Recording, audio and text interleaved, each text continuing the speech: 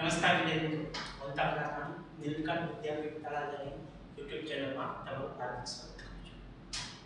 વિદ્યાર્થી મિત્રો, ધોરણ 12 સાયન્સ અને જૈવિક કણોના લાસ્ટ લેક્ચરની અંદર છેલ્લા લેક્ચરમાં આપણે પોલિસેકેરાઇડ એમાં પણ સ્ટાર્ચ છે એની ચર્ચા કરી હતી.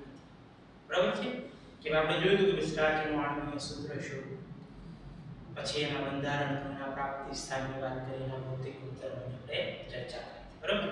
કે એમાં કેવા પ્રકારના ગ્લાયકોસિડિક સાંકળ બને છે એ જોયા હતા. જોયું તો આપણે કે ભાઈ એમાં કેવા પ્રકારના હતા ગ્લાયકોસિડિક સાંકળ, તો એ ખાસ યાદ રાખવા જેવી બાબત છે કે ભાઈ એમાં એમાઇલોઝ હોય એમાં C1OC4 પ્રકારની ગ્લાયકોસિડિક સાંકળ હોય, જ્યારે એમાઇલોપેક્ટિનમાં જે છે એ C1OC4 તો હશે જ, દરેક રેખીય શૃંખલામાં હશે, ઉપરાંત એમાં વચ્ચે વચ્ચે જે છે ક્યાંક ક્યાંક C1OC4 પ્રકારની ગ્લાયકોસિડિક સાંકળ પણ જોવા મળે છે. તો આપણે એમ કહી શકીએ કે ભાઈ એમાઇલોઝ છે એ રેખીય પોલિમર છે, જ્યારે એમાઇલોપેક્ટિન એ રેખીય તો છે પણ વચ્ચે વચ્ચે શાખા છે એટલે શાખીય પોલિમર છે. બરાબર છે? તો ટૂંકમાં આપણે એમ કેવું હોય તો સ્ટાર્ચ એ મિશ્ર બંધિત છે, જેમાં રેખીય ઉપરાંત શાખીય આવેલા હોય તો એને કહેવાય મિશ્ર બંધિત. શું કહેવાય? મિશ્ર બંધિત. તો સ્ટાર્ચનું જે બંધારણ છે એ મિશ્ર બંધિત પોલિમર જેવું છે. એ તમે પોલિમરના ચેપ્ટરમાં ભણશો, એના ઉપર થોડી ડિટેલમાં ચર્ચા. આજે આપણે એક બીજા પોલિસેકેરાઇડની ચર્ચા કરવાની છે, જેનું નામ છે સેલ્યુલોઝ. બરાબર છે? સેલ્યુલોઝનું આણ્વિક સૂત્ર એઝ ઇટ ઇઝ કે ભાઈ જે સ્ટાર્ચનું જે છે બંધારણ હતું એવું જે છે એનું આણ્વિક સૂત્ર જોવા મળે છે C6H10O5. n અણુઓ છે એટલે કે અસંખ્ય અણુઓ જે છે આના જોડાયેલા હોય છે શૃંખલા. પછી આની પ્રાપ્તિ સ્થાનની વાત કરવાની છે પહેલા આપણે. બરાબર છે?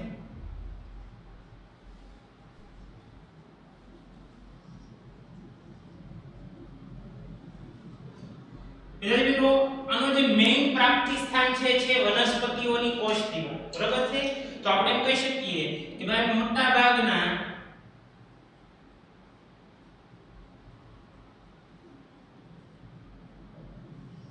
વનસ્પતિઓની કોષ દિવાલ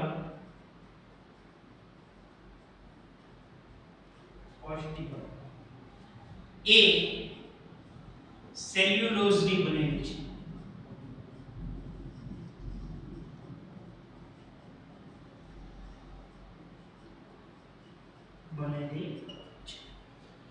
ઉપરાંત કેટલાક વનસ્પતિઓ છે, બરાબર છે, જેની અંદર સેલ્યુલોઝનું પ્રમાણ છે, જેમાં જાણીતું જે છે એ છે રૂ.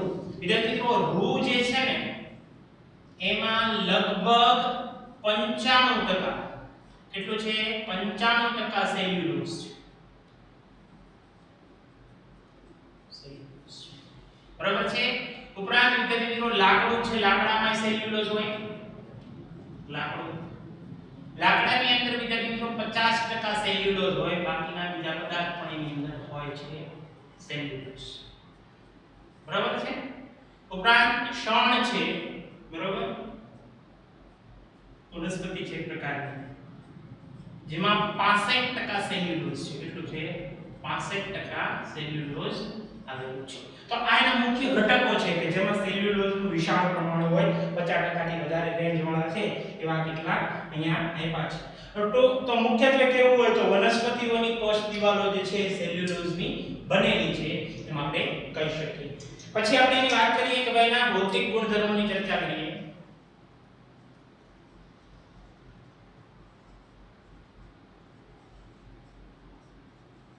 ગુણધર્મ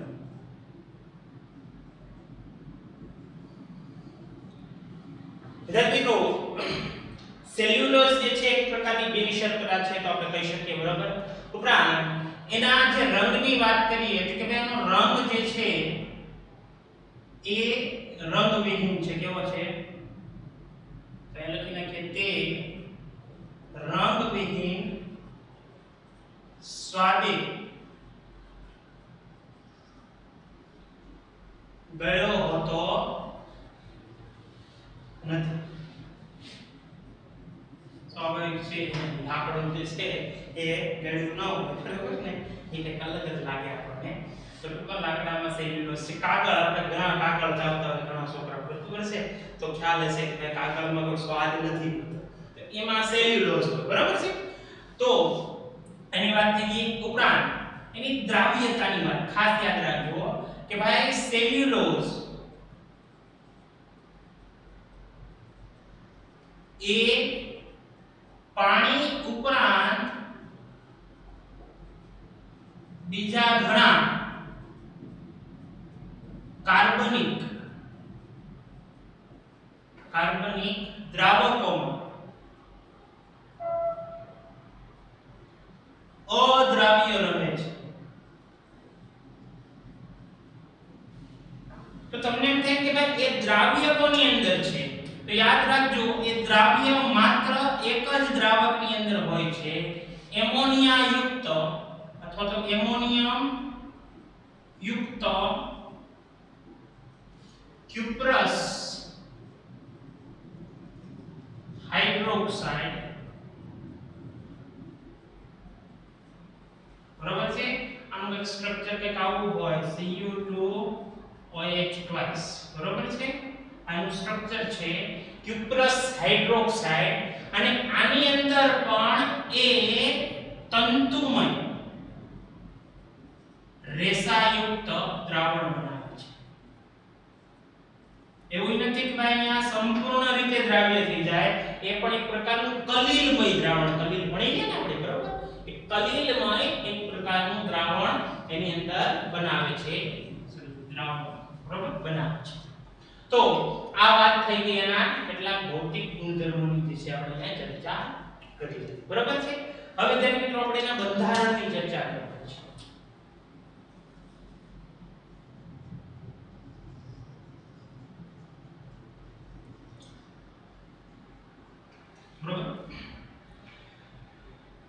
સેલ્યુલોઝ છે વિદ્યાર્થી મિત્રો, એનું જે બંધારણ છે તેમાં આપણને જે મોનોસેકેરાઇડ મળે છે એ મોનોસેકેરાઇડ હોય છે બીટા ડી પોઝિટિવ ગ્લુકોઝ. યાદ રાખજો.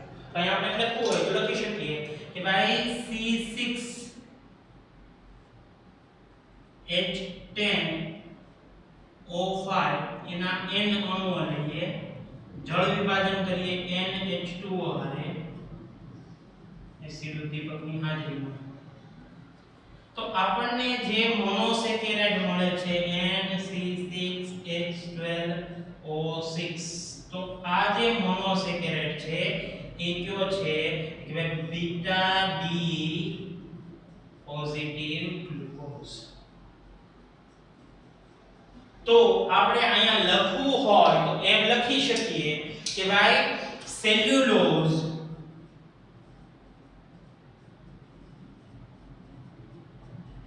એ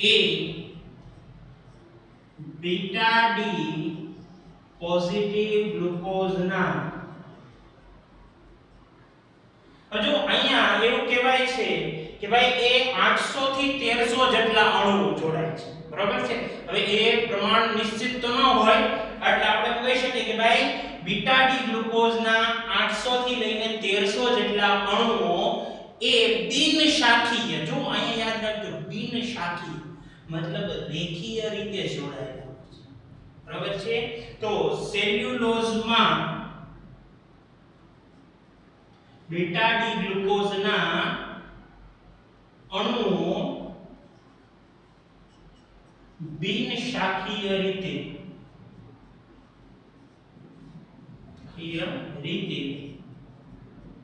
જોડાય ને વિશાળ જૈવિક પોલિમર બનાવે છે, બરાબર છે. હવે આપણે આના ગ્લાયકોસિલિક બંધની જે છે આપણે અહીંયા ચર્ચા કરી લઈએ કે એનો ગ્લાયકોસિલિક બંધ જે છે કેવા પ્રકારનો હશે. તો બીટા ડી ગ્લુકોઝના અણુઓ જે છે એ એકબીજા સાથે અહીંયા C1O4 પ્રકારે જોડાયેલા છે. કેવા પ્રકારે? C1O4 પ્રકારે. તો આપણે લખી શકીએ કે ભાઈ સેલ્યુલોઝના બંધારણમાં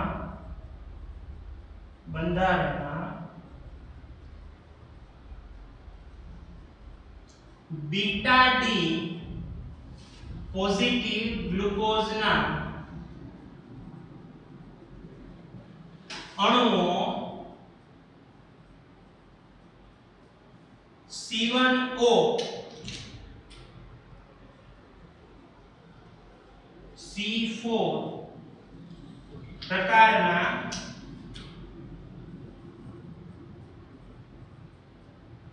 ગ્લાયકોસિડિક બંધથી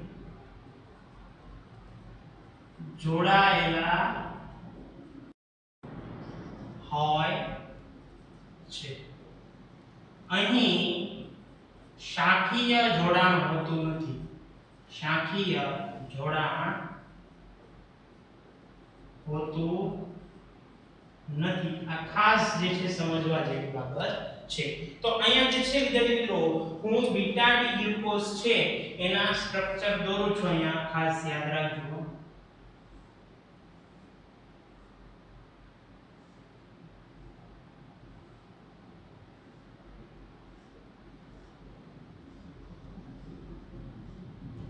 બરાબર, આ એક બીટા ડી ગ્લુકોઝ દોર્યો. બીટા ડી માં OH ઉપરની તરફ હોય, H નીચેની તરફ, OH નીચેની તરફ, H ઉપરની તરફ, OH ઉપરની તરફ, H નીચેની તરફ, OH નીચેની તરફ, CH2OH ઉપરની તરફ.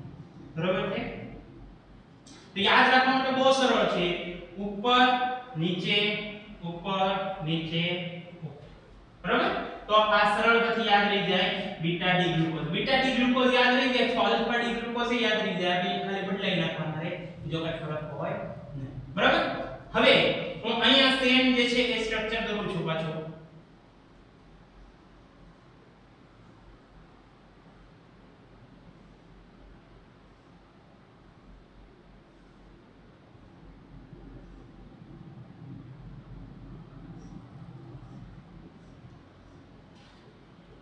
OH ઉપરની તરફ, H નીચેની તરફ, નીચે ઉપર નીચે, CH2OH ઉપર.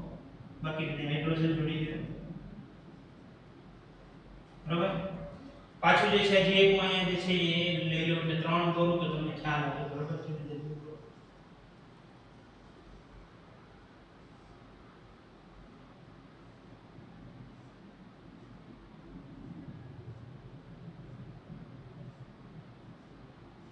OH H OH H OH H OH H CH2OH H.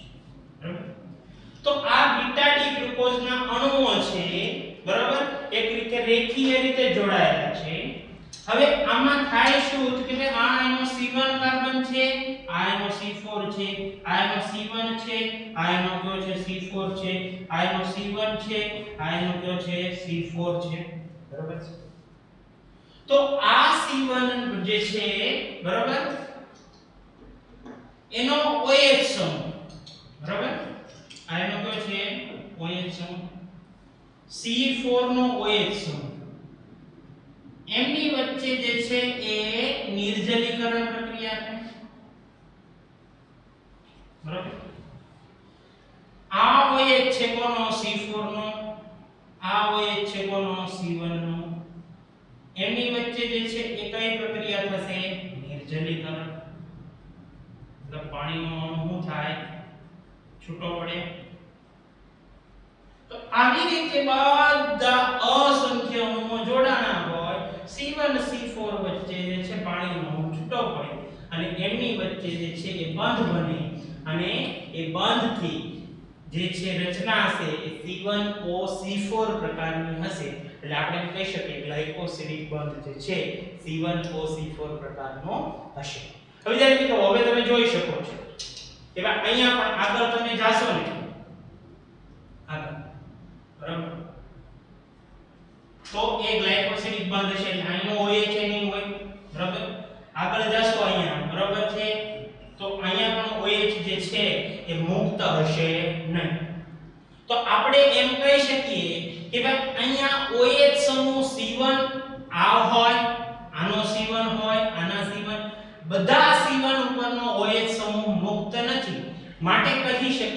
એટલે સેલ્યુલોઝ પણ છે એ રિડક્શન કરતા સમૂહ નથી ધરાવતો, એ નોન રિડ્યુસિંગ શર્કરા છે એમ કહી શકીએ. એટલે અહીંયા લખાણ લખી શકીએ, અહીં સેલ્યુલોઝમાં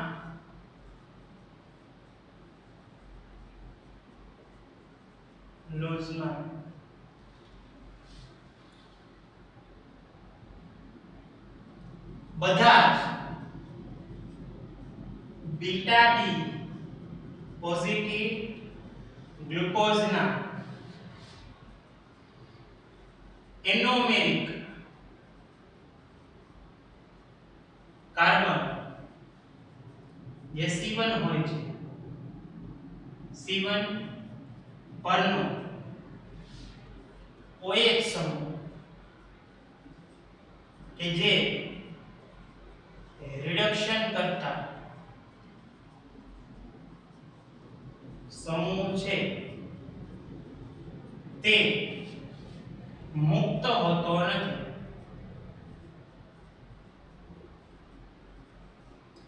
માટે કહી શકાય કે સેલ્યુલોઝ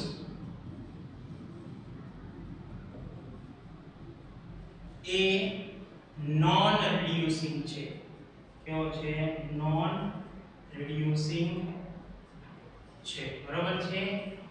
તો વિદ્યાર્થી મિત્રો અહીંયા જે છે આપણે સેલ્યુલોઝ છે એના બંધારણની વિગત પૂરી થાય છે. બરાબર છે? જે યાદ રાખવા જેવા મુદ્દા છે એ આમાંથી તમે યાદ રાખી શકો છો. જે છે આ 3 માર્ક્સમાં પૂછાવાની શક્યતા તો બહુ ઓછી કહેવાય, પરંતુ આમાંથી કેટલાક MCQ આવી શકે. બરાબર છે? યાદ રહી જાવ ટોપિક છે, આમાં કઈ અઘરો નથી, પણ 3 માર્ક્સમાં પૂછાવાની શક્યતા ઓછી છે. બરાબર છે? તો એ માટે બરાબર છે? ચાલો નોટ ડાઉન કરો. પછી એક નાનકડો ટોપિક છે કે ભાઈ કાર્બોહાઈડ્રેટ સંયોજનો છે એ ઉપયોગિતા શું હોય છે, એટલે આપણું કાર્બોહાઈડ્રેટ જે છે અહીંયા પૂર્ણ થશે. પછી આપણે જે છે એ પ્રોટીન સંયોજનો ઉપર આગળ વધશું આવતા લેક્ચરમાં. બરાબર છે? નોટ ડાઉન કરો.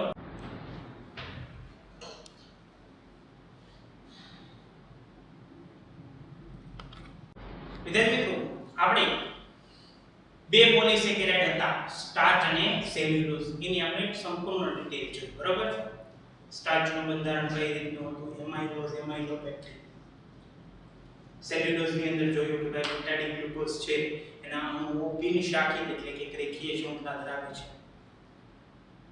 એ ઉપરાંત એક બીજો જે છે પોલિસેકેરાઇડ છે જેનો અભ્યાસ આપણા ચેપ્ટરમાં નથી અથવા તો NCERT માં નથી ઉલ્લેખ, પણ આપણે થોડી ઘણી ચર્ચા કરી શકીએ.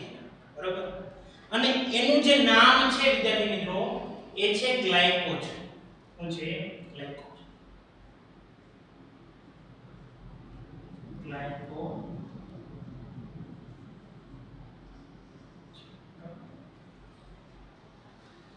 તો ગ્લાયકોજન માટે શું કહી શકાય?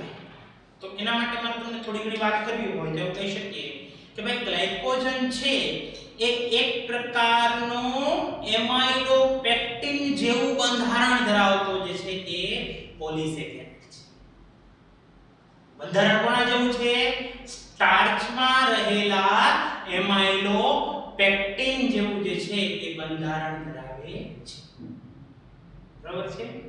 તો આ જે એમાઇલોપેક્ટિન નું બંધારણ કેવું હતું કે ભાઈ આલ્ફા ડી ગ્લુકોઝના અણુઓ રેખીય ઉપરાંત શાખીય બંધારણ ધરાવે.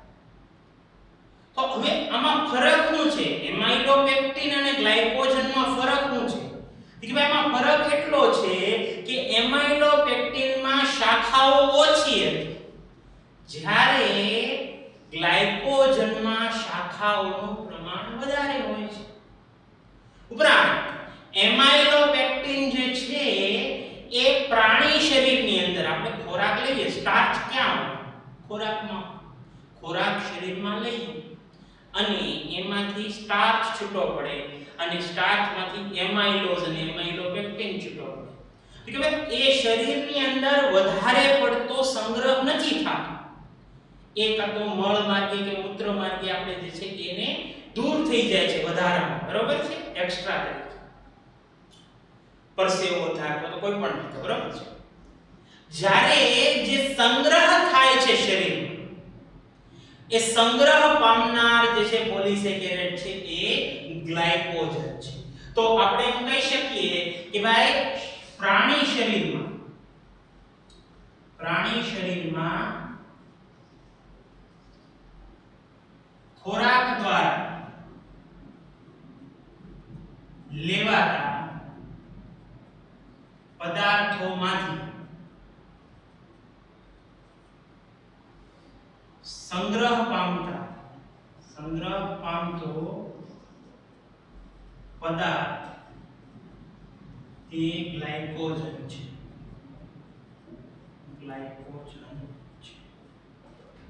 ગ્લાયકોજનનું બંધારણ કોના જેવું છે કે ભાઈ એમાઇલોપેક્ટિન જેવું જે છે એનું બંધારણ છે.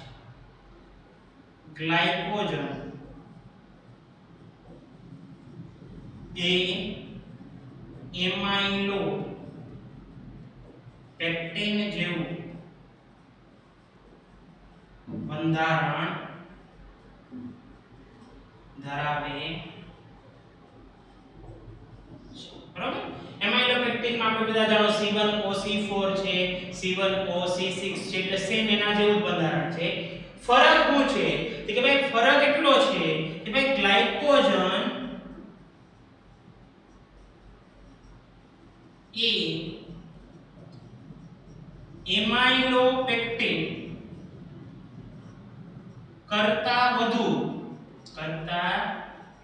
વધુ શાખાઓ પોતાના બંધારણમાં ધરાવે છે.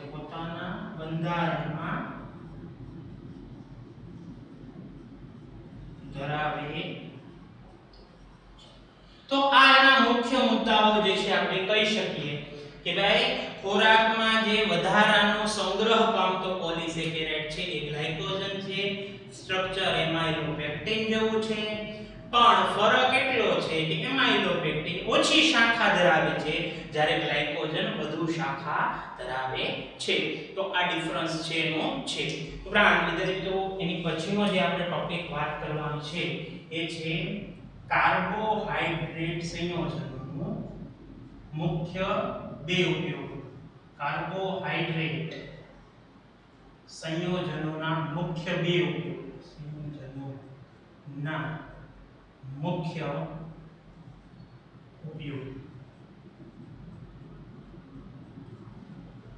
બરાબર છે. તો વિદ્યાર્થી મિત્રો એમાં જે પહેલો મુખ્ય ઉપયોગ છે એ છે વનસ્પતિ ની દિવાલ. બરાબર છે કે ભાઈ આપણે બધા જાણીએ છીએ કે ભાઈ દુનિયા છે, દુનિયા એ ટકી રહી છે તો વૃક્ષોના કારણે ટકી. તો ઝાડવાઓ ન હોત તો દુનિયાનો નાશ થઈ ગયો હોત એમ આપણે માની શકીએ. કારણ કે જે ઝાડવાઓ છે એ શું કરે છે વિદ્યાર્થી? તો આપણે સમજી શકીએ કે ભાઈ ઝાડવાઓનું જે મેઇન કાર્ય છે એ છે કાર્બન ડાયોક્સાઇડ લઈને ઓક્સિજન આપણને. મતલબ આ જે પૃથ્વી પર જે 21% કે 20% ઓક્સિજન છે એને સંતુલિત રાખે છે. કારણ કે માણસ તો લે છે ઓક્સિજન, કાઢે તો કાર્બન ડાયોક્સાઇડ. તો એક સમય કાર્બન ડાયોક્સાઇડ વધવા જ મળે પૃથ્વી પર તો સંતુલન રહે નહીં. પેલું 21% ઘટે એટલે શું થાય કે માણસને ગુંગળામણ થાય. વધારે ઓક્સિજન ન હોય એટલે લઈ ન આવે તો માણસ મૃત્યુ પામે, દુનિયા નાશ થઈ જાય. તો વૃક્ષો જે છે એ ઓક્સિજનનું અને કાર્બન ડાયોક્સાઇડના લેવલને સરખું રાખે છે. એ કામ વૃક્ષો કરે છે. અને આ વૃક્ષો જે છે એ એની મજબૂતાઈ અથવા તો એને જે રક્ષણ આપે છે, રક્ષણ કોણ આપે? દિવાલ. બરોબર. અને આ વનસ્પતિઓ છે એની જે દિવાલ છે બરોબર એ કોની બનેલી છે? સેલ્યુલોઝની.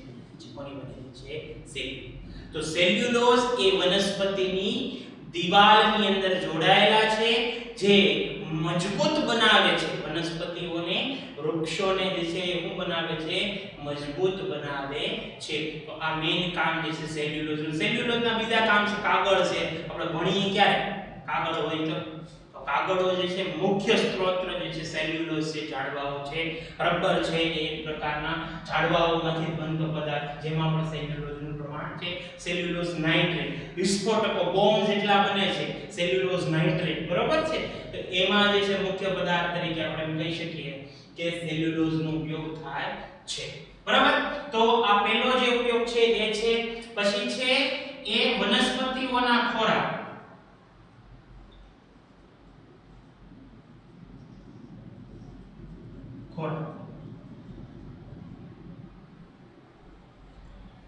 આપણે બધા જાણીએ વિદ્યાર્થી મિત્રો, બાયોલોજીના સ્ટુડન્ટ તો ખાસ જાણતા હશે અને તો ખ્યાલ હશે ભાઈ વનસ્પતિઓ છે એનો મુખ્ય ખોરાક જે છે કઈ રીતે મળે છે, બે પ્રકાશ સંશ્લેષણની ક્રિયા દ્વારા થાય છે, બરાબર છે.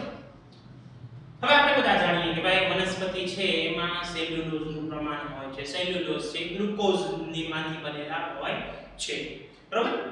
અને આ વનસ્પતિના જે બીજ હોય છે, હવે કોઈ પણ વૃક્ષ ડાયરેક્ટ તો વૃક્ષ નો જ બની જાય, બીજ હોય, બીજમાંથી જે અંકુરો ફૂટે અને એ થોડો વિસ્તાર થાય એનો અને એક પ્રકારના વૃક્ષમાં પરિવર્તન પામે, બરાબર. બીજમાંથી વટો વૃક્ષ બનવું એમ કે આપણે બધા. તો આ જે બીજ હોય ને ત્યારે એની અંદર એના બીજમાં સ્ટાર્ચ હોય છે અને આ જે બીજ હોય એ પ્રકાશ સંશ્લેષણ નથી દર્શાવી શકતું.